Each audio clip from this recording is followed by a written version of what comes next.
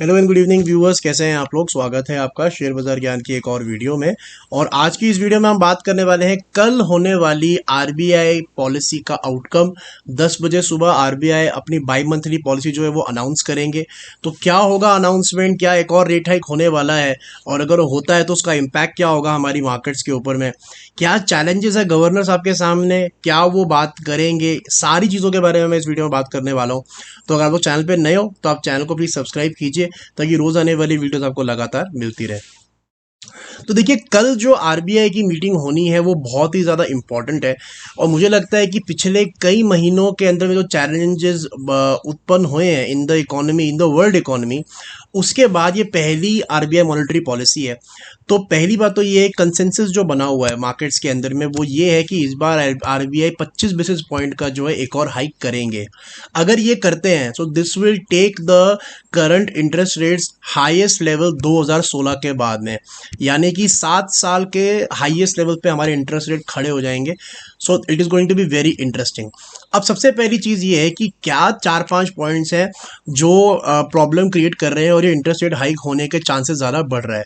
तो पहली चीज़ ये, जो लेटेस्ट खबर आई थी 4 दिन पहले, जो ओपेक प्लस के जो नेशंस हैं उन्होंने जो कहा कि हम क्रूड ऑयल का जो बनाना है उसको कम करेंगे, 1 मिलियन बैरल ऑफ क्रूड कम करेंगे मई से। अब होता क्या है कि इंडिया के लिए क्रूड बहुत इंपॉर्टेंट है बिकॉज हम करते हैं क्रूड का इम्पोर्ट। ठीक है, अगर इम्पोर्ट हम क्रूड का जो है वो जारी रखेंगे, रखना ही पड़ेगा हमारे को हमारी इकोनॉमी के लिए, और महंगा क्रूड हो जाएगा तो हमारे को जो करंट अकाउंट डिफिसिट है वो भी बढ़ता है, इन्फ्लेशन भी बढ़ता है। So that is one thing. Inflation को कंट्रोल करने का ही पूरा तरीका है इंटरेस्ट रेट को हाइक करना। तो पहला पॉइंट तो ये है कि जो क्रूड ऊपर जाएगा, आपने देखा ही होगा कि जब ओपेक का ये मीटिंग हुआ था उसके बाद में $85 के ऊपर में क्रूड चला गया था। दूसरी चीज़, अभी अगले महीने मई के अंदर में फेड की अगली मीटिंग है। अब फेड की मीटिंग, अगर देखिए फेड अगर लगातार इंटरेस्ट रेट बढ़ा रहा है तो कहीं ना कहीं हमारे गवर्नर साहब को भी इंटरेस्ट रेट बढ़ाने पड़ेंगे ग्लोबल इकोनॉमी को मैच करने के लिए। बिकॉज हमारे से कई बड़ी जो है प्रॉब्लम अमेरिका के अंदर में है, और हमारे से कई बड़ी इकोनॉमी का साइज अमेरिका का है। तो अगर फेड रेट बढ़ाएगा तो आरबीआई को भी रेट बढ़ाना पड़ेगा। तो दूसरी चीज़ ये है। तीसरी चीज क्या है, जो एनालिस्ट मान रहे हैं ये लोग, ये तो जाता है in the favour of 25 basis hike tomorrow.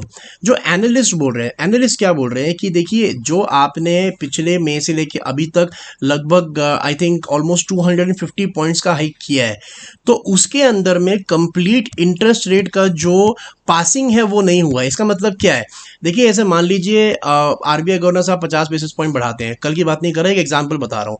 जैसे मान लीजिए 0.5% उन्होंने बोला कि हम बढ़ा रहे हैं, तो ऐसा नहीं होता कि नेक्स्ट डे, जैसे आज 5 तारीख है, ऐसा नहीं होता कि 6 तारीख को अगर आप एचडीएफसी बैंक के अंदर में जाओगे तो आपके जो ब्याज मिल रहा था वो 8 का 8.5 हो गया, या फिर आपको जो लोन लेना है वो कल 7.5 पे मिल रहा था आज 8 पे मिल रहा है। ऐसा नहीं होता, वो पास ऑन होने में टाइम लगता है। तो कई एनालिस्ट का मानना ये भी है कि गवर्नर साहब को थोड़ा सा वेट करना चाहिए, देखना चाहिए, बिकॉज जो इन्होंने इंटरेस्ट रेट हाइक पहले के कर रखे हैं उसके अंदर में अभी तक पासिंग ऑन पूरी तरीके से नहीं हुआ है। तो ये एक पॉइंट है that the interest rate have not been passed fully. ठीक है, आगे बैंकों ने पास उसको नहीं किया है, तो आपको थोड़ा वेट करना चाहिए। इंटरेस्ट रेट का पूरा आप देख लीजिए कि कैसा असर पड़ रहा है इन्फ्लेशन के ऊपर में, और उसके बाद आगे बढ़ना चाहिए। दूसरी चीज़ जो एक और मानना है लोगों का, कि जो ग्लोबल बैंकिंग क्राइसिस अभी चल रहा है, आपने देखा होगा कि जो मार्च के अंदर में खबरें आई थी about the SVB bank, about the signature bank, और उसके बाद में जो क्रेडिट स्विस का हुआ, बैंकों के अंदर में प्रॉब्लम चल रहा है ग्लोबली। और ये बैंकिंग का प्रॉब्लम जो था पिछली आरबीआई की जो पॉलिसी थी इन फरवरी, उस टाइम पे नहीं था, उस टाइम पे ऐसी खबरें नहीं थी। So this will be the first time that after all these problems have reason, तो हमारे गवर्नर साहब जो है वो क्या बोलते हैं। और उसके बाद में एक और प्रॉब्लम जो आरबीआई को आ रहा है, that is the inflation, that is the main point. हमारी इन्फ्लेशन अभी भी 6% के ऊपर है, जबकि जो गवर्नमेंट का प्लान है, जो गवर्नमेंट का इंटेंशन है, उसको 6% से नीचे लाके 4% के करीब लाने का इनका टारगेट है। लेकिन जनवरी और फरवरी के अंदर में इन्फ्लेशन फिर ऊपर गई है, जबकि नवंबर और दिसंबर के अंदर में नीचे थी। तो ये सारे के सारे पॉइंट्स हैं जो that is why it is not clear कि क्या करेंगे। मोस्ट प्रोबेबली 25 बेसिस पॉइंट का हाइक तो होगा ही होगा, लेकिन I don't think this is what the market is looking for.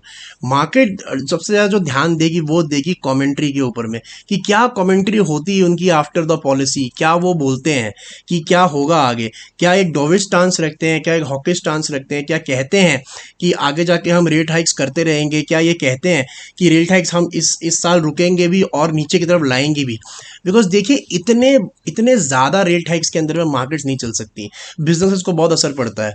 आज ही बात हो रही थी अमेरिका में रिसेशन के आने की, so that's why it is not good for the stock markets अगर ऐसे ही रेट्स जो है वो बरकरार रहते हैं। Markets need as soon as rate cut as possible. जितना रेट नीचे आएगा, इंटरेस्ट रेट नीचे आएगा, उतना बिजनेस बढ़ेगा, उतनी डिमांड बढ़ेगी। जितना इंटरेस्ट रेट ऊपर जाएगा उतनी डिमांड कम होगी, उतना ज़्यादा स्लो डाउन आएगा। सो बहुत सारी चीज़ें हैं टू वॉच फॉर। जहाँ तक निफ्टी बैंक का सवाल है, मेरे को ऐसा लगता है कि यहाँ से 600 पॉइंट ऊपर is the maximum ceiling. 600 point के ऊपर नहीं जाएगा बैंक निफ्टी, ये मेरा मानना है। 600 पॉइंट्स के ऊपर गया, 41,600 के ऊपर गया, शायद फिर वहाँ से रैली स्टार्ट हो सकती है, लेकिन बहुत मुश्किल है। ये मंथली चार्ट आप देख रहे हो, वीकली मंथली चार्ट है, एक कैंडल एक महीने को रिप्रेजेंट करती है। तो ये जो मार्च महीने का हाई है दैट इज 41,650, 41,650, और अभी हम चल रहे हैं 41,000 पे। तो यहाँ से 600 साढ़े 600 पॉइंट का और अपसाइड है, उससे ऊपर का मुझे अपसाइड लगता नहीं है। अब कल के सेशन के अंदर में क्या होता है, बिकॉज अभी 600 पॉइंट का अपसाइड और बचा है, हो सकता है ऊपर की तरफ जाए भी, हो सकता है एकदम से प्रॉफिट बुकिंग आए। So I think it is in a no trade zone, but कल की पॉलिसी बहुत ज़्यादा डिफाइनिंग होने वाली है, बहुत ज़्यादा इंपॉर्टेंट होने वाली है।